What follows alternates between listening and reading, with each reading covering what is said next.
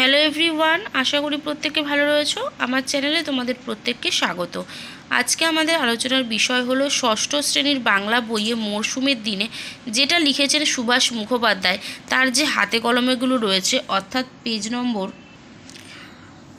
48 অর্থাৎ 48 পাতা থেকে হাতে কলমে শুরু হয়েছিল। তো আমি কিন্তু আগের ভিডিওটাতে বেশ কিছুটা অংশ আমি তোমাদের করিয়ে দিয়েছি হাতে কলমের। আমরা 7 দাগ অবধি আলোচনা করেছিলাম, এই যে 49 পেজে 7 দাগ অবধি আলোচনা করেছিলাম। আজকে আমরা 8 নম্বর থেকে আলোচনা করব।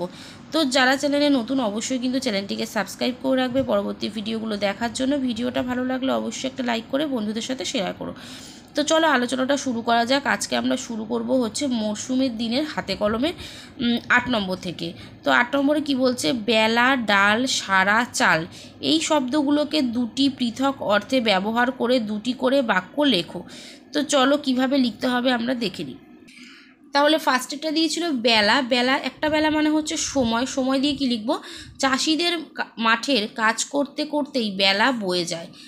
আরেকটা বেলা দিয়ে লিখবো সৈকত। বাক্য হবে দীঘার বেলাভূমিতে ঝিনুক পাওয়া যায়।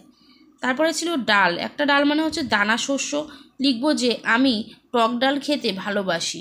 নেক্সট হবে ডাল মানে হচ্ছে শাখা, এটা হবে ঝড়ে বাগানের নারকেল গাছের ডালগুলি সব ভেঙে পড়েছে।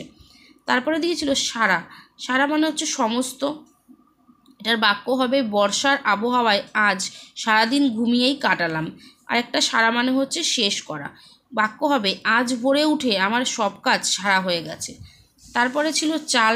চাল মানে হচ্ছে একটা হচ্ছে কৌশল, এটার বাক্য হবে তোমার সব দুষ্টুমি চাল আমি বুঝে গেছি। আর একটা চাল মানে হচ্ছে এক ধরনের খাদ্যশস্য, এটা হবে চালের দাম দিন দিন বেড়েই চলেছে।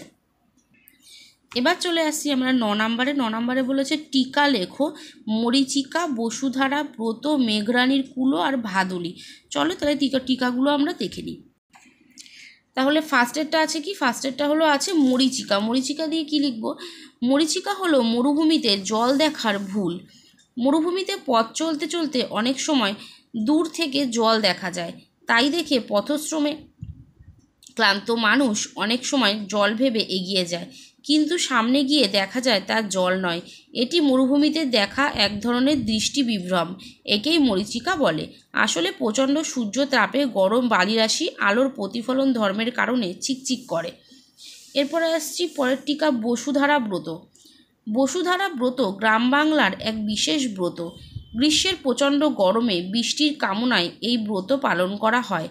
মনে করা হয় এই ব্রত উদযাপন করলে মেঘমালা থেকে নেমে আসবে শীতল জলধারা, উত্তপ্ত পৃথিবী শীতল হবে এবং মানুষ মুক্তি পাবে গরমের দাপট থেকে। পৃথিবী আবার ফসলে ভরে উঠবে। পরের টিকা হলো মেঘরানীর কুলো। এটা হবে বৃষ্টির অভাবে কৃষক পরিবারের কম বয়সী মেয়েরা কুলো ঘট নিয়ে দলে দলে পাড়ায় পাড়ায় বেরিয়ে পড়ে। তারা বাড়ি বাড়ি ঘুরে গান গেয়ে চাল, তেল, সিঁদুর, পয়সা, পান সুপারি পায়। এদের গানে থাকে মেঘের উদ্দেশ্যে আদুরে ডাক। এবার হচ্ছে ভাদুলি ব্রত। বর্ষার শেষ দিকে গ্রামের মেয়েরা এই ব্রত পালন করে। মাটিতে আলপনা দিয়ে আঁকা হয় 7 সমুদ্র 13 নদী, নদীর চড়া, কাটার পর্বত, বন, ভেলা, বাঘ, মোষ, কাক, বক, গাছে বাবুইয়ের বাসা। এই ব্রত সেই দিনের কথা মনে করিয়ে দেয় যখন এদেশের সওদাগররা সপ্তডিঙা ভাসিয়ে সমুদ্রে বাণিজ্য করতে যেত। ভাদ্রের নদীকে ডেকে মেয়েরা তাদের বাবা, ভাই এবং বাণিজ্যে যাওয়া স্বামীর খবর নিত। বর্তমানে সমুদ্র বাণিজ্য না থাকলেও যে আপনজনেরা দূরদেশে যাবেন তাদের জন্য ব্যাকুলতা প্রকাশ করে ভাদুলি ব্রত পালিত হয়। এবার চলে আসছি আমরা 10 নম্বরে। বলছে নিচের প্রশ্নগুলির উত্তর নিজের ভাষায় লেখো। 10-এর 1 বলছে বাস ডিপোয় অপেক্ষামান যাত্রীদের ছবি কিভাবে পাঠ্যাংশে ধরা পড়েছে। তো উত্তর কি হবে দেখো, সুভাষ মুখোপাধ্যায় রচিত মরশুমের দিনে প্রবন্ধে বাস ডিপোয় অপেক্ষামান যাত্রীদের একটি ছবি ধরা পড়েছে।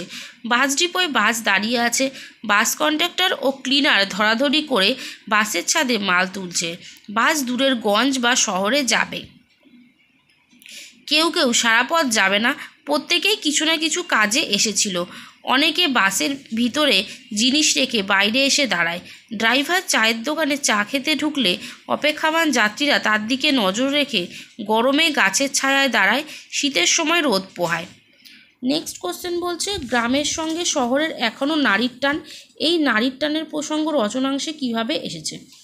উত্তর দেখো, আলোচ্য পংক্তিটি সুভাষ মুখোপাধ্যায়ের রচিত মরশুমের দিনে প্রবন্ধ থেকে নেওয়া হয়েছে। মাঠে ফসল উঠলে বাসে ভিড় হয়, লোকে বিয়ের পাত্রী দেখা, পুজো দেওয়া, জিনিস কেনা, এমনকি সিনেমা দেখা ও মামলার তদবির তদারক করতে শহরে যায়। উকিল, বামুন, মোক্তার, পুরুত, দর্জি, দোকানি এই সময় সবাই দুটো পয়সার মুখ দেখে। এর থেকেই গ্রাম ও শহরের মধ্যে নারীর টান লক্ষ্য করা যায়। নেক্সট কোশ্চেন বলছে ধানের সবচেয়ে বড় বন্ধু বৃষ্টি। বৃষ্টির সময় ধান ক্ষেতের ছবিটি কেমন? অন্য যে সময় ধান চাষ হয়ে থাকে তা লেখো। তাহলে বৃষ্টির সময় ধান খেতে জল পড়ে, বর্ষার আকাশ কালো মেঘে ঢাকা থাকে, উপরে মেঘ ঢাকা কালো আকাশ আর নিচে ধানগুলি বৃষ্টিতে আরও বড় হয়। অঝোর বৃষ্টির ধারা কাঁচা ধান গাছে পড়ে এক অপূর্ব চিত্র তৈরি করে, সবুজ ধান ক্ষেত মন ভরিয়ে দেয়। নেক্সট কোশ্চেন বলছে আগে বছর আরম্ভ হতো অগ্রহায়ণে, এর সম্ভাব্য কারণ কী? উত্তর হবে মরশুমের দিনে রচনাংশে সুভাষ মুখোপাধ্যায় কৃষিপ্রধান বাংলার প্রাচীন ঐতিহ্যকে স্মরণ করেছেন। কৃষিপ্রধান বাংলাদেশের সব কিছুর মূলে রয়েছে চাষাবাদ। চাষবাসকে কেন্দ্র করেই বাঙালির পালা পার্বণ উৎসব অনুষ্ঠান আবর্তিত। ঋতু বা মাসের নামের মধ্যেও তার ছাপ লক্ষ্য করা যায়। দেশীয় মতে আগে বছরের শুরু হতো ফসল ওঠাকে কেন্দ্র করে, সেই সূত্রেই অগ্রহায়ণ মাস হয়েছিল বছরের প্রথম মাস। অগ্র ও হায়ন শব্দের যোগে অগ্রহায়ণ শব্দটির সৃষ্টি। অগ্র মানে প্রথম বা গোড়া, আর হায়ন শব্দের অর্থ হচ্ছে বছর বা ফসল। এভাবেই অগ্রহায়ণ শব্দের অর্থ হলো বছরের গোড়া, অর্থাৎ ফসল তোলার মাস হলো অগ্রহায়ণ। নেক্সট কোশ্চেন বলছে এদেশের যত পালা পার্বণ উৎসব আনন্দ সব কিছুরই মূলে রয়েছে চাষবাস। বাংলার উৎসব, খাদ্য, সংস্কৃতির সঙ্গে চাষবাস কতটা জড়িয়ে আছে বলে তুমি মনে করো? উত্তর হবে উদ্ধৃত অংশটি গৃহীত হয়েছে কবি ও সুলেখক সুভাষ মুখোপাধ্যায় প্রণীত মরশুমের দিনে গদ্য থেকে। বাংলায় বেশিরভাগ মানুষের জীবন ও জীবিকা কৃষির সঙ্গে জড়িয়ে রয়েছে, তাই জীবনের আবর্তন কৃষিকেন্দ্রিক। বছরের বিভিন্ন ঋতুতে কৃষক রোদ, জল, শীত উপেক্ষা করে ফসল ফলায়। তাদের জীবনের আনন্দ, বেদনা, সুখ, দুঃখ সবই কৃষি নির্ভর। আবার পালা পার্বণ, উৎসব অনুষ্ঠানও কৃষি দ্বারাই নিয়ন্ত্রিত হয়। নবান্ন, পৌষ পার্বণ, ভাদু, টুসু, বসুধারা, মাঘমণ্ডল, লক্ষ্মী পুজো সব কিছুই চাষবাসের ওপর নির্ভর করে। শুধুমাত্র উৎসব অনুষ্ঠান সংস্কৃতি নয়, চাষবাস আমাদের খাদ্যের সঙ্গেও গভীরভাবে জড়িত। নবান্ন উৎসবের মিষ্টি পায়েস, পৌষ পার্বণের পিঠে পুলি, পুজোর বিভিন্ন ফল সব কিছুতেই কৃষির উপর নির্ভর করতে হয়। তাই বলা যায় বাংলার উৎসব, খাদ্য, সংস্কৃতির সঙ্গে কৃষি ওতপ্রোতভাবে জড়িয়ে রয়েছে। নেক্সট কোশ্চেন বলছে শহর ছাড়লেই দুপাশে দেখা যাবে, শহরের চিত্রটি কেমন তা ছাড়িয়ে গেলে কোন দৃশ্য দেখা যাবে? উত্তর হবে প্রখ্যাত সাহিত্যিক সুভাষ মুখোপাধ্যায় মরশুমের দিনে রচনায় গ্রাম শহরের তুলনামূলক আলোচনা প্রসঙ্গে আলোচ্য মন্তব্যের অবতারণা। শহরে সবুজের সমারোহ হারিয়ে গেছে, আকাশ ছেয়ে গেছে কলকারখানার কালো ধোঁয়ায়, রোজগারের প্রয়োজনে মানুষ শহরমুখী হয়। শহরে মানুষের পাশে জড়িয়ে আছে শহুরে সভ্যতা, সকলেই যেন কিসের তাড়ায় প্রতিনিয়ত ছুটে চলেছে। প্যারা চেঞ্জ করে লিখব শহরের সীমানা অতিক্রম করলেই দেখা যাবে দরাজ আকাশ, পিচঢালা রাস্তার দুপাশে সবুজের ভিড়, সেখানে দাঁড়িয়ে আছে বটপাকুড়, শাল, সেগুন, বিথি, তাদের ডালপালায় বাহারি শোভা। রাস্তার পাশে কখনো জনপদ, কখনো খোলা মাঠ ধরা দেয় যাত্রীর চোখে। ঋতু পরিবর্তনের সঙ্গে সঙ্গে এসব ছবির পরিবর্তন ঘটে প্রকৃতির আপন মেজাজে। নেক্সট কোশ্চেন বলেছে এই রাস্তার ওপরই এক ভারী মজার দৃশ্য দেখা যায়, মজার দৃশ্যটি কেমন তা নিজের ভাষায় লেখো। উত্তর হবে মরশুমের দিনে রচনায় পদাতিক কবি সুভাষ মুখোপাধ্যায় গ্রীষ্মের পরিবেশ বর্ণনা প্রসঙ্গে এই মন্তব্যটি করেছেন।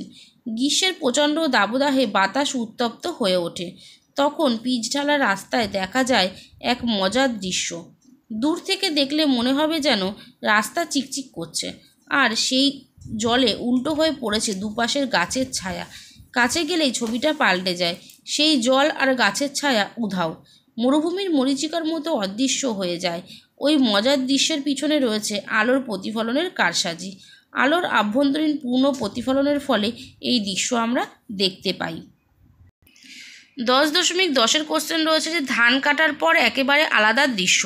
এই দৃশ্যে কোন ঋতুর ছবি ফুটে উঠেছে? সেই ঋতু সম্পর্কে কয়েকটি বাক্যে একটি অনুচ্ছেদ রচনা করো। তাহলে ধান কাটার পর একেবারে আলাদা দৃশ্য বাক্যাংশের মধ্যে দিয়ে লেখক সুভাষ মুখোপাধ্যায় তার মরশুমের দিনে রচনায় গ্রীষ্ম ঋতুর কথা বলেছেন। বসন্তের শেষে গ্রীষ্মের আগমন, শীতের আমেজ সরে গিয়ে শুরু হয় তাপের প্রবাহ, প্রকৃতি রুক্ষ শুষ্ক হয়ে ওঠে, মাঠ ফুটিফাটা হয়ে যায়, বেলা বাড়ার সঙ্গে সঙ্গে গরম বাড়তে থাকে, মাটি হাওয়া সব উত্তপ্ত হয়ে ওঠে, মানুষ একটু জলের জন্য হাহুতাশ করতে থাকে, প্রায় সব জায়গায় জলের কষ্ট দেখা যায়, ক্লান্ত পথিক একটু ছায়ার খোঁজ করতে থাকে, মানুষজন খুব দরকার না হলে রাস্তায় বেরোতে চায় না, সকলের মনে একটাই প্রার্থনা বৃষ্টি আসুক, প্রকৃতি শান্ত হোক, মাঝে মাঝে কালবৈশাখী কিছুটা স্বস্তি এনে দেয়, এ সময় টগর, জুঁই, চাঁপা প্রভৃতি ফুল ফোটে, পাওয়া যায় আম, বেল প্রভৃতি ফল। গ্রীষ্মে দাবদাহ থাকলেও প্রকৃতি মোটামুটিভাবে আলাদা একটা মাত্রা আনে আমাদের জীবনে। তাহলে মরশুমের দিনের রচনা থেকে আমাদের কিন্তু সবকটা কোশ্চেন অ্যান্সার আলোচনা করা হয়ে গেল। তোমরা 10-এর দাগের 8 এবং 9 এগুলো নিজেরা আলোচনা করে নেবে। আমরা কিন্তু বাদবাকি সব কোশ্চেন অ্যান্সার এই ভিডিওতে আলোচনা করে ফেললাম। পার্ট 1 ভিডিও ডেসক্রিপশন বক্সে লিঙ্ক দেওয়া থাকবে, চাইলে তোমরা সেখান থেকে দেখে নিও। যারা এখনও চ্যানেলটাকে সাবস্ক্রাইব করো অবশ্যই সাবস্ক্রাইব করে রাখবে পরবর্তী ভিডিওগুলো দেখার জন্য। ভিডিওটা ভালো লাগলে অবশ্যই একটা লাইক করে বন্ধুদের সাথে শেয়ার করো। আজকের মতো এ পর্যন্তই, দেখা হবে নেক্সট ভিডিওতে।